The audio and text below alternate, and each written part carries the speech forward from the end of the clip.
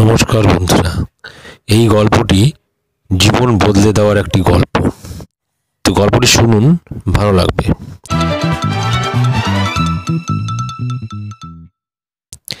এক ব্যক্তি নিজের গ্রাম পরিত্যাগ করে অন্য গ্রামে বসবাস করার কথা ভাবছিলেন, কিন্তু তার মনে সংশয় ছিল যে যে গ্রামে তিনি যেতে চলেছেন আদৌ সেই গ্রামটি ভালো হবে কিনা। তাই তিনি সেই গ্রামে বসবাস শুরুর আগে সেই গ্রামেরই এক প্রবীণ ব্যক্তির কাছে গেলেন এবং জানতে চাইলেন, আপনি কি মনে করেন এই গ্রামটা থাকার জন্য কতটা উপযুক্ত? এই গ্রামের মানুষরা কেমন প্রকৃতির?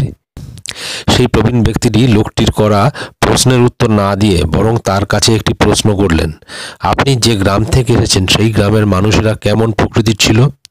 উত্তরের লোকটি জানালো, তার পূর্বেকার গ্রামটি একেবারে জঘন্য প্রকৃতির ছিল। সেখানকার মানুষরা যেমন ছিল নোংরা প্রকৃতির, তেমনই লোভী। তারা সর্বদাই রেগে থাকতো আর কথায় কথায় ঝগড়া করত। লোককে ঠকানো আর চুরি করা ছিল তাদের প্রধান কাজ।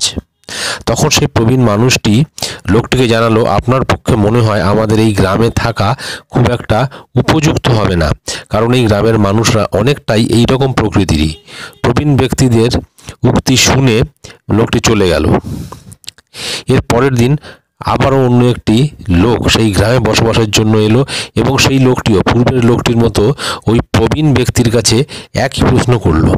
উত্তরে প্রবীণ ব্যক্তিটি তাকেও জিজ্ঞাসা করলো, তিনি যেখান থেকে এসেছেন তার পূর্বের গ্রামটি কেমন ছিল? উত্তরে দ্বিতীয় লোকটি জানালো, তার আগের গ্রামের মানুষেরা খুব সুন্দর এবং ভালো ছিলেন। তারা একে অপরকে সাহায্য করতেন, বিপদে আপদে পাশে থাকতেন, পরস্পরকে শ্রদ্ধা করতেন এবং সবথেকে বড় বিষয়, নিজের গ্রামকে তারা খুব পছন্দ করতেন। আমরা সকলেই সেখানে মিলেমিশে থাকতাম। লোকটির কথা শুনে প্রবীণ ব্যক্তিটি দ্বিতীয় ব্যক্তিকে জানালেন, এই গ্রামটিও এই রকম প্রকৃতির। আসলে বন্ধুরা, জীবনে তুমি তোমার আশেপাশের পরিবেশ এবং মানুষকে যেভাবে দেখবে, জীবনও ঠিক সেইভাবেই তোমাকে দেখবে।